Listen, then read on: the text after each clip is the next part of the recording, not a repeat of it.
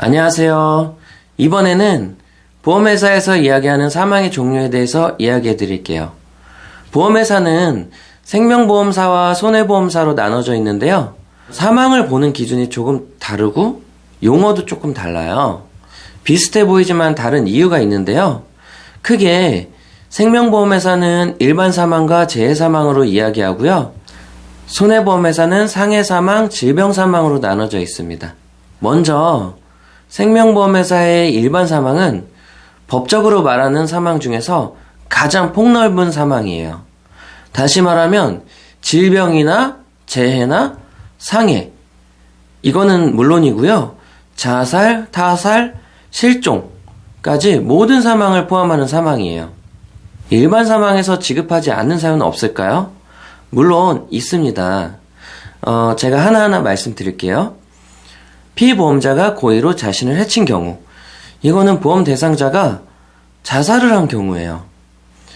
근데 이 자살도 2년이 지난 이후에 자살을 하거나 또는 2년 이내라고 해도 심신의 상실에 의한 자살은 보장은 해주는 경우가 있어요. 예를 들어서 정신병을 앓고 계신 분이 자살을 하셨거나 좀 의식장애 등, 그러니까는 자기가 자기 스스로 판단을 할 수 없는 상태에서 자살이 되신 경우에는 일반 사망에서는 보험을 해드린다는 거예요. 두 번째로 수익자가 고의로 피보험자를 해친 경우, 이거는 보험금을 받아야 될 대상이 그 보험 대상을 해쳐서 보험금을 지급받는 경우인데요. 당연히 이거는 범죄잖아요. 예를 들어서 자녀가 보험 수익자로 돼 있는데 부모님이 피보험자예요. 그런데 자녀가 부모님을 해쳐서 사망을 이르게 해서 내가 그 보험금을 받는다. 그러면 이건 당연히 지급을 하면 안 되는 사유겠죠? 그 다음에 계약자가 피보험자를 고의로 해친 경우에도 사망보험금을 지급하지 않아요. 손해보험사의 질병사망에 대해서 말씀드릴게요. 질병사망은 질병을 직접 결과로 사망한 경우에 수익자에게 지급을 합니다. 이 말은 법의학상으로 내인사에 해당이 돼요. 내인사는 병사와 자연사를 포함하는데요. 병사는 아파서 암이나 여러 가지 질병으로 사망하는 경우고요. 자연사는 노환이나 이런 경우 있잖아요. 꼭 질병이 아니더라도 연세가 많이 드셔서 사망하게 되는 경우에 자연사라고 이야기합니다. 중요한 건 내인사를 증명을 해야 돼요. 누가 증명하냐면요.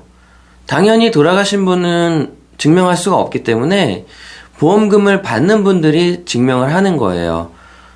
유족이라고 하죠. 근데 질병 사망을 증명하는 프로세스가 있는데요. 그 질병의 원인, 그리고 확진, 그리고 사인, 순서로 가는데요. 병이 발병하면 의사가 진단을 하잖아요. 그 진단을 받은 병이 사망의 원인이 되어야 한다는 겁니다. 예를 들면 암으로 진단을 받은 사람이 집에 오다가 교통사고로 사망했다고 해요.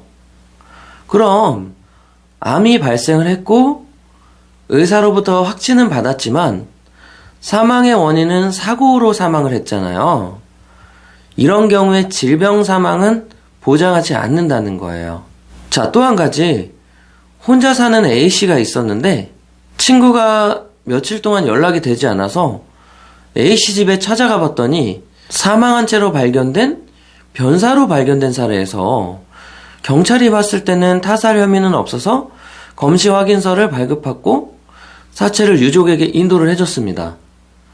근데 이런 경우는 유서도 없어서 자살인지 사고인지 구별이 안 되잖아요. 그러면 시체 검안서에는 기타 및 불상으로 표기가 되기 때문에 손해보험사에서는 질병이나 상해, 이거 둘 중에 어떤 것도 지급하는 게 어려워지고요. 돌연사가 많이 논란이 돼요. 여러분들이 그분의 유족이라고 한다면 어떻게 하시겠어요? 혹시 여러분 입장에서 가족이 누가 돌아가시게 되면 다 부검을 하시나요? 이거는 좀 범죄와 관련이 있는 것 같다라고 했을 때 조사가 필요한 경우에 대부분 부검을 하는 거죠. 일반적인 상황에서는 부검을 하질 않아요. 왜 부검을 하지 않을까요? 결과가 나올 때까지 장례를 할 수 없다고 해요. 혹시 주변에서 이런 경우 보신 적 있으세요? 저도 뉴스에서나 형사사건이나 범죄사건 외에는 주변에서 부검 때문에 일주일 있다가 장례식장 오라고 한 경우는 단 한 번도 없거든요. 그래서 보통 이런 경우에는 질병사망이나 상해사망 중에서 작게 가입된 것으로 지급을 하기는 하는데요. 그 입증을 보험회사에서 하는 게 아니고요. 그 보험금을 지급받는 유족이 직접 하셔야 돼요. 근데 이 입증을 명확하게 하지 못하면 금액이 삭감이 될 수가 있습니다. 하나만 더 예를 들어볼까요? 김주영님께서 돌아가신 사건이 있죠. 근데 이분이 어떻게 돌아가셨냐면 운전을 하시다가 심장마비 증세가 와서 교통사고로, 그러니까는 상해로 인해서 사망을 하게 된 사건이 있었어요. 근데 이분이 생명보험에도 가입이 돼 있으셨고 손해보험에도 가입이 돼 있으셨어요. 생명보험회사는 당연히 바로 지급이 되셨고요. 손해보험에서는 여러분들 기사 보셨는지 모르겠지만 유족이 어려움을 겪었다는 이야기를 제가 기사로 접했거든요. 그럼 여러분, 자살은 얼마나 많은 비중을 차지할까요? 놀랍지만 자살은 대한민국에서는 사망 원인 순위에 5위를 차지하고 있을 정도로 엄청 많은 비중을 차지하고 있어요. 하루에 34분씩 극단적인 선택을 하시고요. 42분마다 한 명씩 스스로 자살을 한다고 합니다. 일반 사망과 질병 사망은 비슷해 보이긴 하는데 절대 비슷한 것이 아니라는 것을 아셨나요? 네, 이번 시간에도 많은 도움이 되셨길 바라면서 항상 건강하시길 바랍니다. 고맙습니다. 이번